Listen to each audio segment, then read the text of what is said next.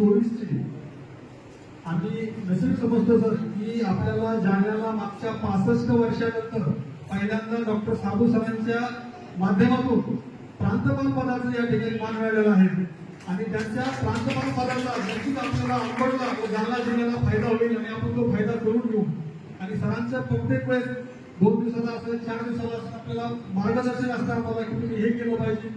तुम्हाला काहीही जरी अडचण आली तर आम्ही तुम्हाला 100% त्या ठिकाणी मदत करू.